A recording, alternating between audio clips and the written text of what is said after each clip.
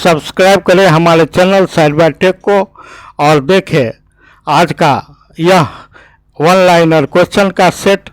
Friends, तो पूर्व की भांति मैं पुनः एक बार वन लाइनर क्वेश्चंस का सेट लाया हूं। हमारा पहला क्वेश्चन है, एक एंटीजन है एंटीबॉडी गठन के लिए प्रोत्साहन देने वाला। एंटीजन कितने प्रकार के होते हैं? 2 प्रकार के होते हैं। फ्रेंड्स, क्वेश्चन नेक्स्ट है, मानव शरीर में एंटीबॉडी प्रतिरक्षी का बनना कहलाता है। सक्रिय प्रतिरक्षा एंटीबॉडी कितने प्रकार के होते हैं? फ्रेंड्स, 2 प्रकार के होते हैं। बोले तो एंटीजन भी 2 प्रकार के, एंटीबॉडी भी 2 प्रकार के। मानव शरीर में रक्त की मात्रा शरीर के भार का लगभग कितना प्रतिशत होती है? 7% होती है। फ्रेंड्स, अगर किसी मनुष्य का वजन 100 kg है तो उसके रक्त में 7 kg ब्लड होगा। रक्त 1 बिलियन है जिसका पीएच का मान 7.4 होता है। फ्रेंड्स, सर्वप्रथम रक्त परिसंचरण तंत्र यानी ब्लड सर्कुलेटरी सिस्टम की खोज किसने की? विलियम हार्वे ने 1628 ईस्वी में की थी। फ्रेंड्स, धमनी पर किसके द्वारा डाले गए दबाव को क्या कहते हैं? ब्लड प्रेशर कहते हैं। फ्रेंड्स, रक्त दाब कहते हैं। धमनी पर रक्त के द्वारा डाले गए दबाव को ब्लड प्रेशर रक्त दाब कहते हैं। शॉर्टकट में बोले तो बीपी कहते हैं। बीपी का फुल फॉर्म ब्लड प्रेशर। सोते समय रक्त दाब में क्या परिवर्तन होता है? रक्त दाब घटता है। फ्रेंड्स, पहाड़ पर चढ़ते समय रक्तदाब में क्या परिवर्तन होता है? रक्तदाब बढ़ता है। फ्रेंड्स, सांस लेने में कठिनाई महसूस होती है।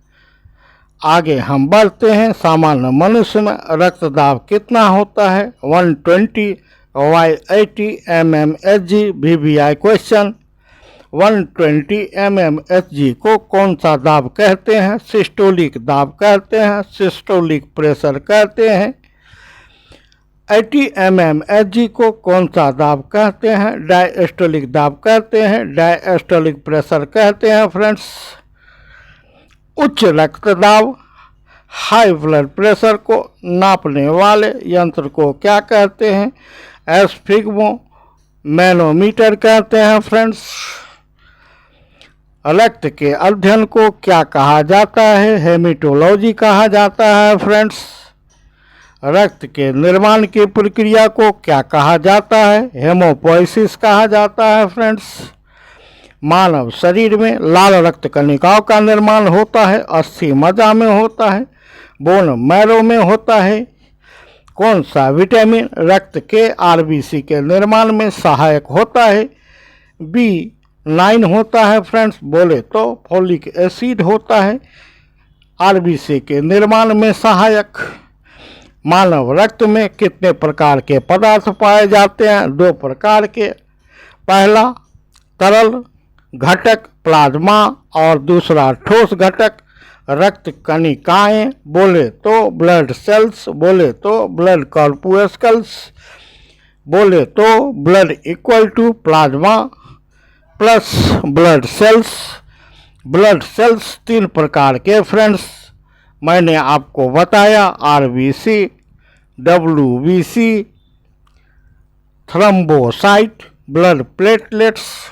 आरबीसी को दूसरा नाम दिया गया एरिथ्रोसाइट्स, डब्ल्यूबीसी को दूसरा नाम दिया गया ल्यूकोसाइट, क्योंकि इसमें हीमोग्लोबिन नहीं पाया जाता, जिसके कारण रक्त को लाल रंग प्रदान करने में डब्ल्यूबीसी की कोई भूमिका नहीं होती।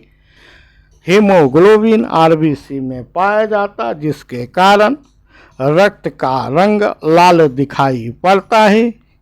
हीमोग्लोबिन शरीर में ऑक्सीजन के परिवहन के लिए मुख्य भूमिका निभाता है। फ्रेंड्स, बोले तो फेफड़ा में आरबीसी ऑक्सीजन से मिलकर ऑक्सी हीमोग्लोबिन बनाता है। पुनः यह मित्रता अस्थायी होती है, कोशिकाओं में जाकर ऑक्सीजन को मुक्त कर देता है। बोले तो ऑक्सीजन से हेमोग्लोबिन अपनी फ्रेंडशिप को तोड़ लेता है, पुनः वापस आता है फेफड़ा में, पुनः नए ऑक्सीजन अणु के साथ संबंध बनाता, फिर उसे ले जाकर कोशिका में छोड़ता, फिर अपने संबंध को तोड़ लेता। यह प्रक्रिया चलती रहती है। अगर मैं बताऊं आरबीसी का जीवन काल तो 120 दिनों का होता है फ्रेंड्स। आरबीसी का निर्माण पलिहा में एस्पिलिन में होता है। आरबीसी का विनाश पलिहा में एस्पिलिन में होता है। बोले तो पलिहा को, तिल्ली को, एस्पिलिन को आरबीसी का कब्रिस्तान कहते हैं। एक बात और याद रखेंगे फ्रेंड्स, पलिहा को, तिल्ली को, एस्पिलिन को हमारे शरीर का ब्लड बैंक कहते हैं। एनीमिया के समय शरीर में रक्त की कमी हो जाने से इसी के द्वारा रक्त की आपूर्ति शरीर में की जाती है, इसलिए यह हमारे शरीर का ब्लड बैंक कहलाता है। चर्चा होगी, चर्चा हुई है, आपने ध्यान दिया होगा तो पाया होगा। मैंने इन क्वेश्चंस को पहले बताया अपने शेष वीडियो में, जिसे मैं आपके सामने प्रस्तुत कर चुका हूं। चलिए फ्रेंड्स, रिव्यू के लिए आपके पास हमारा पढ़ाया गया ब्लड सर्कुलेशन सिस्टम है, आप वहां देख सकते हैं। हम बढ़ते हैं। ब्लड का लगभग कितना भाग प्लाज्मा होता है? 60% होता है फ्रेंड्स। ब्लड का लगभग कितना भाग रक्त कणिकाएं होता है? 40% होता है फ्रेंड्स। यहाँ 55% की भी बात होती है, यहाँ 45% की भी बात होती है।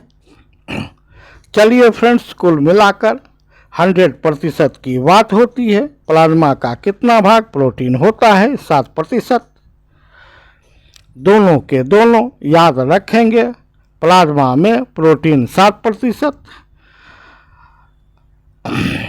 शरीर में रक्त का प्रतिशत 7%। रुधिर प्लाज्मा का कितना भाग? जल होता है 90%। रक्त में पाए जाने वाली धातु है लोहा धातु BBI। क्लोरोफिल में पाई जाने वाली धातु है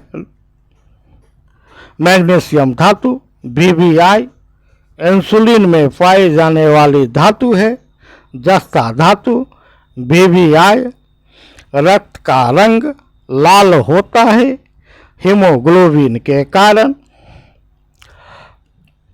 हीमोग्लोबिन कहाँ पाए जाते हैं? आरबीसी में, रेड ब्लड सेल्स में, एरिथ्रोसाइट्स में। मनुष्य की लाल रक्त की कोशिकाओं का जीवन काल 20 से 120 दिनों का होता है। श्वेत रक्त कोशिकाओं मनुष्य की WBC का जीवन काल 13 से 20 दिन दिया हुआ है फ्रेंड्स। तो आप इसे उलट कर पढ़ेंगे। मनुष्य की WBC का जीवन काल 3 से 7 दिन होता है। रक्त प्लेटलेट्स का जीवन काल 13 से 20 दिन होता है फ्रेंड्स। दोनों में ऊपर नीचे टाइप हो गया है, आप इसे सुधार लेंगे। आगे हम बढ़ते हैं, देखते हैं WBC का जीवन काल 3 से 4 दिन, कहीं कहीं 3 से 7 दिन। रक्त प्लेटलेट्स का जीवन काल 13 से 20 दिन। पहाड़ों पर जाने पर आरबीसी की संख्या बढ़ जाती है फ्रेंड्स। सोते समय आरबीसी की संख्या कम हो जाती है फ्रेंड्स, बोले तो घट जाती है। आरबीसी की संख्या ज्ञात की जाती है हेमोसाइटोमीटर यंत्र के द्वारा। सफ़ेद रक्त का मुख्य कार्य है शरीरों को रोगों से, संक्रमण से बचाना, अर्थात शरीर में प्रतिरक्षा तंत्र को मजबूत करना, इम्यून सिस्टम को स्ट्रांग करना। मनुष्य के रक्त में WBC का सबसे अधिक भाग किस कणिकाओं का बना होता है? 70% भाग न्यूट्रोफिल का बना होता है। सबसे बड़ा WBC मोनोसाइट होता है, आप इसे भी याद रखेंगे। रक्त में WBC की सामान्य संख्या होती है 4,500 से 11,000 प्रति माइक्रोलीटर। सामान्यतः RBC की संख्या होती है 4.6 से 6.2 मिलियन मिलीमीटर क्यूब। एक वयस्क महिला में होती है 4 से 5 से 4 मिलियन मिलीमीटर क्यूब। रुधिर में सामान्यतः प्लेटलेट्स होते हैं। संख्या दी गई है 2 लाख से 3 लाख मिलीमीटर क्यूब।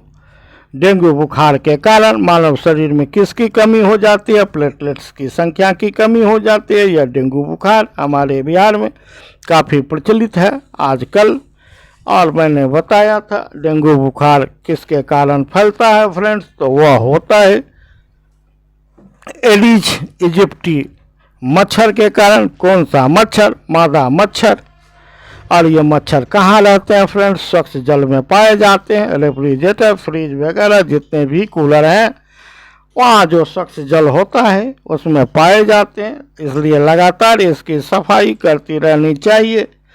डेंगू बुखार किसके कारण होता है? वायरस के कारण होता है।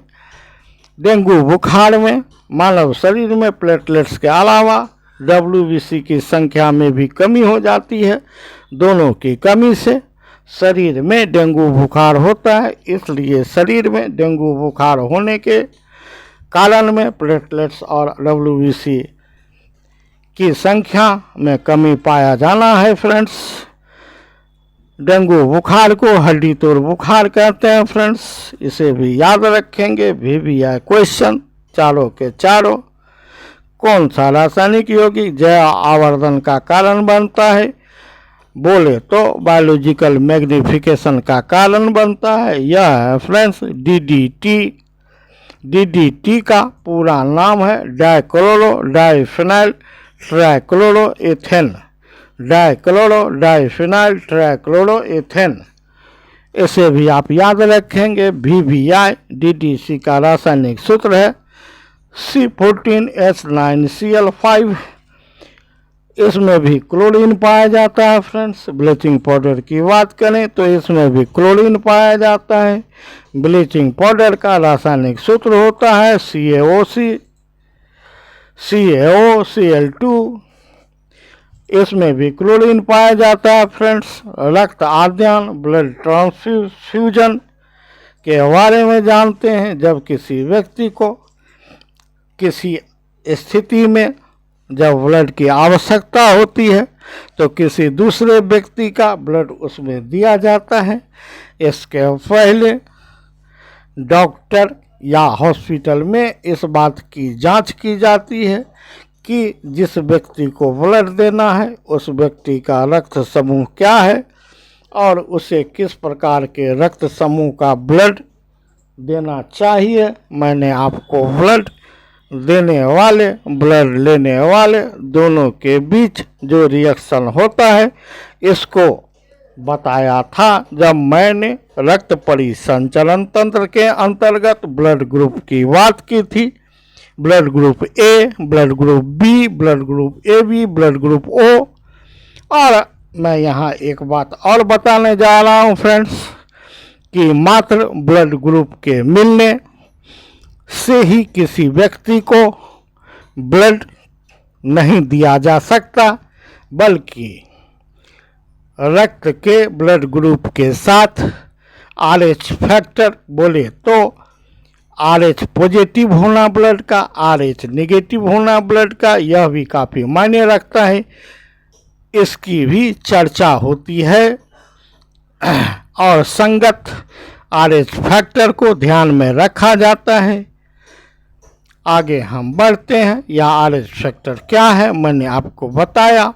RBC की सतह पर पाए जाने वाला एक प्रकार का प्रोटीन है जिसकी खोज कार्ल लेंडी स्टीनर और विनर के द्वारा रिसस बंदर के रक्त में की गई फ्रेंड्स। तो रिसस बंदर का संबंध RH फैक्टर से है। RH फैक्टर पॉजिटिव हो सकता है अगर किसी व्यक्ति के रक्त के RBC की सतह के ऊपर RH प्रोटीन पाया जाता है तो वह RH पॉजिटिव माना जाएगा। अगर RH फैक्टर RBC की सतह के ऊपर नहीं पाया जाता, RH निगेटिव पाया जाएगा। फ्रेंड्स, माता पिता के RH फैक्टर और उसके पति के RH फैक्टर में भी समानता होनी चाहिए, जिससे बच्चे का जो हमारे शरीर में दोनों के पॉजिटिविटी नेगेटिविटी से संबंध होता है। अगर विकल्पी होंगे तो बच्चे के जीवन पर खतरा बना रहेगा। फ्रेंड्स, डॉक्टर इसकी भी जांच करते हैं गर्भधारण करने वाले स्त्रियों में, बोले तो गर्भवती माताओं में, ताकि बच्चे का जन्म सुरक्षित ढंग से हो सके। आगे हम बढ़ते हैं। RH फैक्टर की खोज किस वैज्ञानिक ने की? के लैंडस्टीनर, बोले तो कार्ल लैंडस्टीनर और विनर ने। और कार्ल लैंडस्टीनर ने भी रक्त समूह की खोज की। किस अंग का मुख्य कार्य रक्त का शुद्धिकरण होता है? आप यहाँ कंफ्यूज नहीं होइएगा, क्योंकि रक्त का शुद्धिकरण ऑक्सीजन का मिलाया जाना फेफड़े में होता है, लेकिन रक्त का शुद्धिकरण आप याद रखिएगा, अगर फेफड़ा नहीं हो तो वृक्क या किडनी या गुर्दा लगाइएगा। अगर दोनों का दोनों रहे, रक्त का शुद्धिकरण एवं शरीर से विषाक्त पदार्थों को निकालने से, तो वृक्क या किडनी बिल्कुल ही इसका सही उत्तर होगा। किडनी को गुर्दा कहते हैं। मानव वृक्क प्रतिदिन लगभग कितना लीटर रक्त की शुद्धि करता है? लगभग 1500 लीटर, 1.5 लीटर। फ्रेंड्स, 1.5 लीटर वृक्क के प्रति मिनट औसत रक्त प्रवाह होता है। 1200 सीसी रक्त प्रति मिनट वृक्क से प्रवाहित होता है। उत्सर्जन तंत्र या वृक्क की संरचनात्मक और कार्यात्मक इकाई कहलाती है, नेफ्रॉन कहलाती है। नेफ्रॉन के बारे में मैंने बताया था। नेफ्रॉन के बारे में जानते हैं। मालपिगियन ट्यूब्यूल एवं बोमन कैप्सूल का संबंध शरीर के किस अंग से है? वृक्क से होता है, किडनी से होता है। फ्रेंड्स, शायद यह सरसिटमी कैंसिल्ड BPSC की परीक्षा में पूछा गया। लूप ऑफ हेनले का संबंध किस अंग से है? वृक्क से है, किडनी से है। संभावित क्वेश्चन जो आपकी परीक्षाओं में आ सकता है। मैंने एक क्वेश्चन से मिलते जुलते लगभग सारे के सारे क्वेश्चन देने की कोशिश की है, ताकि आपको पूछे गए प्रश्न का रिवाइज हो जाए और आने वाले प्रश्न का भी आपको संकेत मिल जाए कि किस प्रकार के प्रश्न पूछे जा सकते हैं। जो पूछे गए हैं, जो पूछे जाने वाले हैं, दोनों पर मैं बात करता हूं। मनुष्य में यूरिया का निर्माण शरीर के किस अंग में होता है? यकृत में होता है, लीवर में होता है, बोले तो जिगर में होता है। डायलिसिस का संबंध किस अंग से है? वृक्क से है, किडनी से है, या बोले तो हमारे गुर्दा से है। डायलिसिस का अर्थ होता है कि रक्त में से अशुद्ध पदार्थों जैसे कि यूरिया वगैरह को छान करके मूत्र के द्वारा शरीर से बाहर निकाल देना। इस क्रिया को डायलिसिस कहते हैं। इस आधार पर मनुष्य के किडनी को डायलाइजर मशीन भी कहते हैं। फ्रेंड्स, डायलिसिस का संबंध किस अंग से है? वृक्क से है, किडनी से है। यकृत में कार्बन डाइऑक्साइड एवं अमोनिया से यूरिया का निर्माण किस चक्र के द्वारा होता है? और मीथेन चक्र के द्वारा होता है। फ्रेंड्स, कहाँ? तो यकृत में, लीवर में, किडनी में। पत्थर किसके कारण बनता है? कैल्शियम ऑक्जेलेट के कारण होता है। फ्रेंड्स, मूत्र में गंध किसके कारण होता है? यूरिया के कारण। सबसे विषैला गैस कौन सा होता है? अमोनिया। और अमोनिया कार्बन डाइऑक्साइड से मिलकर यूरिया में बदलता है। कहाँ बदलता है? यकृत में बदलता है, लीवर में बदलता है। लीवर की बात करें किस चक्र के द्वारा? और मीथेन चक्र के द्वारा। लीवर में कार्बन डाइऑक्साइड CO2 एवं अमोनिया NH3 दोनों मिलकर क्या बनाते हैं? यूरिया बनाते हैं। याद रखेंगे। VVI क्वेश्चन, सबसे विषैला गैस कौन होता है? यही श्रीमान अमोनिया NH3। मूत्र का पीला रंग किसकी उपस्थिति के कारण होता है? यूरोक्रोम की उपस्थिति के कारण होता है। गंध किसके कारण होता है? यूरिया के कारण होता है। रासायनिक संरचना के दृष्टिकोण से इंसुलिन क्या है? पेप्टाइड है, प्रोटीन है। इंसुलिन क्या है? दो बात, इंसुलिन क्या है? रासायनिक दृष्टिकोण से प्रोटीन है, पेप्टाइड है। और इंसुलिन क्या है? तो इंसुलिन हार्मोन है। जो ऑप्शन आपको मिले उसी में लगाइएगा, कोई दिक्कत नहीं है, कोई बात नहीं है। दोनों के दोनों आपके आसानी के लिए मैंने दे रखा है। इंसुलिन की संरचना कितने अमीनो एसिड से होती है? 51 अमीनो एसिड से होती है फ्रेंड्स इंसुलिन की संरचना। इंसुलिन में कौन सा धातु पाया जाता है? जस्ता धातु पाया जाता है। VVI question. रक्त में कौन सा धातु पाया जाता है? लोहा धातु पाया जाता है। VVI question. क्लोरोफिल में कौन सा धातु पाया जाता है? मैग्नीशियम धातु पाया जाता है। VVI question. सारे के सारे याद रखेंगे। इंसुलिन किस ग्रंथि से स्रावित की जाती है? अग्नाशय या पेनक्रियाज ग्रंथि से स्रावित की जाती है फ्रेंड्स। फिर वही बात, किस भाग से स्रावित की जाती है मैं आपको बता दूं। अग्नाशय में दो भाग होते हैं। बाह्य भाग जिससे अग्नाशयी रस स्रावित किया जाता है। कहाँ? तो छोटी आंत में, जहाँ पर भोजन के पाचन की संपूर्ण क्रिया संपन्न होती है। अग्नाशय में लगभग कार्बोहाइड्रेट, प्रोटीन और वसा को पचाने वाले सारे के सारे एंजाइम होते हैं जो आंत में पाचन की क्रिया को संपन्न कर देते हैं, कंप्लीट कर देते हैं। जबकि इसका अंतःस्रावी भाग आइसोलेट ऑफ लैंजरहैंस कहलाता है फ्रेंड्स। लैंजरहैंस की द्वीपिकाएँ कहलाता है। जैसे समुद्र में उतला हुआ स्थान जहाँ समुद्र का पानी नहीं चढ़ सकता उसे टापू कहते हैं, आइलैंड्स कहते हैं। उसी प्रकार हमारे अंतःस्रावी ग्रंथि अग्नाशय या पेनक्रियाज में पत्ती के समान एक रचना होती है, अमाशय से थोड़ा निकट में। और हमारे अग्नाशय में, हमारे पेनक्रियाज में यह पाई जाती है। इसकी खोज लैंगरहैंस ने की थी, इसलिए इसे लैंगरहैंस की द्वीपिकाएँ आइलैंड्स ऑफ लैंगरहैंस के रूप में जानते हैं। इंसुलिन नामक हार्मोन आइलैंड्स ऑफ लैंगरहैंस की द्वीपिकाओं के द्वारा स्रावित किया जाता है। आपसे क्वेश्चन पूछता है फ्रेंड्स, ऊपर का VVI क्वेश्चन, नीचे भी VVI क्वेश्चन। लैंगरहैंस की द्वीपिकाओं में किस कोशिका से फ्रेंड्स इंसुलिन हार्मोन स्रावित की जाती है? बीटा कोशिकाओं से। अल्फा, बीटा, गामा 3 प्रकार की कोशिकाओं से स्रावित की जाती है। आप याद रखेंगे, बीटा कोशिकाओं से इंसुलिन नामक हार्मोन स्रावित की जाती है। फिर मैं बात करता हूँ, अग्नाशय या पेनक्रियाज ग्रंथि को मिश्रित ग्रंथि कहते हैं, मिक्स्ड ग्लैंड कहते हैं। फिर आपको घुमाकर क्वेश्चन पूछ सकता है, किस ग्रंथि को बाह्य अंतःस्रावी एक्सो एंडोक्राइन ग्लैंड ग्रंथि कहा जाता है फ्रेंड्स? यह भी है श्रीमान अग्नाशय, बोले तो पेनक्रियाज। किस ग्रंथि को शरीर की दूसरी सबसे बड़ी ग्रंथि कहते हैं? यह भी है श्रीमान अग्नाशय, पेनक्रियाज। मैंने नीचे दे रखा है शरीर की दूसरी सबसे बड़ी ग्रंथि अग्नाशय, पेनक्रियाज। VVI शरीर की सबसे बड़ी ग्रंथि यकृत या लीवर या जिगर।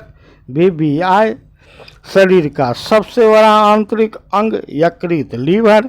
VVI शरीर का सबसे बड़ा अंग त्वचा, स्किन। VVI क्यों? क्योंकि त्वचा के अंदर शरीर के सारे अंग सुरक्षित रहते हैं।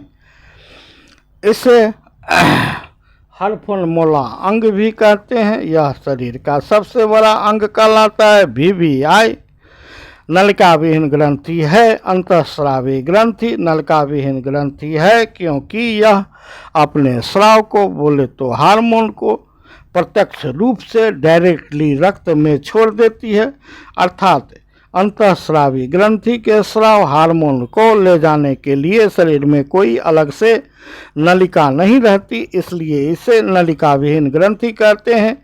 Ductless gland is equal to endocrine gland. शरीर की सबसे बड़ी ग्रंथि यकृत या लीवर। अंतःस्रावी ग्रंथि के स्राव को कहते हैं हार्मोन। आपको ऑप्शन में दिया रह सकता है एंजाइम, आपके ऑप्शन में दिया रह सकता है पित्त, आपके ऑप्शन में दिया रह सकता है ट्रिप्सिन, लार। आप याद रखेंगे अंतःस्रावी ग्रंथि के स्राव को हार्मोन कहते हैं। The secretion of endocrine glands is also known as hormone. Hormone क्या है? रासायनिक पदार्थ है, किसके द्वारा स्रावित होता है? एंडोक्राइन ग्लैंड्स के द्वारा स्रावित होता है। आगे हम बढ़ते हैं। वृद्धि हार्मोन है सोमेटोट्रोपिक हार्मोन STH, जो पीयूष ग्रंथि से पिट्यूटरी ग्लैंड से स्रावित होता है। महिला सेक्स हार्मोन है प्रोजेस्टेरोन, जो स्त्रियों में गर्भाशय के स्थापन के लिए काफ़ी महत्वपूर्ण होता है। पुरुष सेक्स हार्मोन है टेस्टोस्टेरोन हार्मोन्स, जो पुरुषों में यौन विकास के लिए, सेकेंडरी सेक्सुअल कैरेक्टर्स के विकास के लिए काफ़ी इम्पोर्टेंट है। यह एक प्रकार का एंड्रोजन हार्मोन है। दोनों में से कोई दिया रहेगा, आपका ऑप्शन होगा पुरुष सेक्स हार्मोन, एंड्रोजन हार्मोन या टेस्टोस्टेरोन हार्मोन। कौन सा हार्मोन? अष्टम ग्रंथियों से दुग्ध का स्राव, स्तन ग्रंथि पढ़ेंगे फ्रेंड्स। यहाँ भूमिका निभाता है ऑक्सीटोसिन। यह भी पीयूष ग्रंथि के पश्चभाग से स्रावित होता है। गाय भैंसों से अधिक दूध प्राप्त करने के लिए कृत्रिम ऑक्सीटोसिन के इंजेक्शन भी लगाते हैं, जिसे कहते हैं पिटोसिन। यह भी पीयूष ग्रंथि के पश्चभाग से, पीयूष ग्रंथि से स्रावित होने वाला हार्मोन है। आगे हम देखते हैं एक के बाद एक VVI क्वेश्चन। आपातकालीन हार्मोन कहलाता है एड्रेनलिन। लड़ो या उड़ो हार्मोन कहलाता है एड्रेनलिन। जीवन रक्षक हार्मोन कहलाता है एड्रेनलिन। एड्रेनलिन की बात करें तो एड्रेनलिन हार्मोन कहाँ से स्रावित होती है फ्रेंड्स? यह हमारा नेक्स्ट क्वेश्चन है। अधिवृक्क ग्रंथि या एड्रेनल ग्रंथि के आंतरिक मेडुला भाग से। अब आपको पूछा जाता है एड्रेनल ग्लैंड कहाँ स्थित होती है फ्रेंड्स? तो यह होती है वृक्क के ऊपर, टोपी के समान रचना। रक्तदाब की बात करें, इसका नियंत्रण कौन ग्रंथि करती है? अधिवृक्क ग्रंथि करती है, एड्रेनल ग्लैंड करती है। यौन हार्मोन, सेक्स हार्मोन स्रावित होती है फ्रेंड्स अधिवृक्क ग्रंथि से, एड्रेनल ग्लैंड के आंतरिक मेडुला से। अधिवृक्क ग्रंथि होती है, स्थित होती है गुर्दा पर, वृक्क पर, किडनी के शीर्ष भाग पर। किस हार्मोन में आयोडीन मिलती है फ्रेंड्स? थायरोक्सिन हार्मोन में, एकमात्र हार्मोन जिसमें आयोडीन मिलती है। थायरोक्सिन हार्मोन स्रावित होता है अबट्टू ग्रंथि या थायरॉयड ग्लैंड से। हमारे शरीर की सबसे बड़ी ग्रंथि अबट्टू ग्रंथि, थायरॉयड ग्लैंड। फेयरवेल ग्रंथि से थायरोक्सिन हार्मोन स्रावित करने के लिए उत्तेजित करने वाला हार्मोन है। बोले तो आप इसे पढ़ेंगे थायरॉयड ग्रंथि और हार्मोन है थायरोक्सिन। इसको कौन स्रावित करता है? तो फ्रेंड्स मैंने बताया पीयूष ग्रंथि को, पिट्यूटरी ग्लैंड को मास्टर ग्लैंड कहते हैं, और मास्टर ग्लैंड से स्रावित होने वाला हार्मोन जो TSH होता है फ्रेंड्स, आप इसे TSH पढ़ेंगे, थायरॉयड स्टिमुलेटिंग हार्मोन। और यह पिट्यूटरी ग्लैंड से स्रावित होकर थायरॉयड ग्रंथि को थायरोक्सिन हार्मोन स्रावित करने के लिए उत्तेजित करता है। अबट्टू ग्रंथि स्थित होती है गर्दन में, श्वास नली के दोनों ओर। घेंघा रोग होता है आयोडीन की कमी से। और इसी के साथ हमारा यह वीडियो समाप्त हो रहा है फ्रेंड्स। कुछ टाइपिंग मिस्टेक के कारण यह वीडियो थोड़ा सा क्लिष्ट हो गया है। आप पढ़ेंगे यहाँ पर थायरॉयड ग्रंथि, फेयरवेल ग्रंथि के बदले में, और कुछ जो मिस्टेक मैंने उसे बता दिया, आप इसे शीघ्रता से सुधार कर लेंगे। और फिर हम मिलते हैं अगले वीडियो के साथ। Thanks for watching. Good day for you.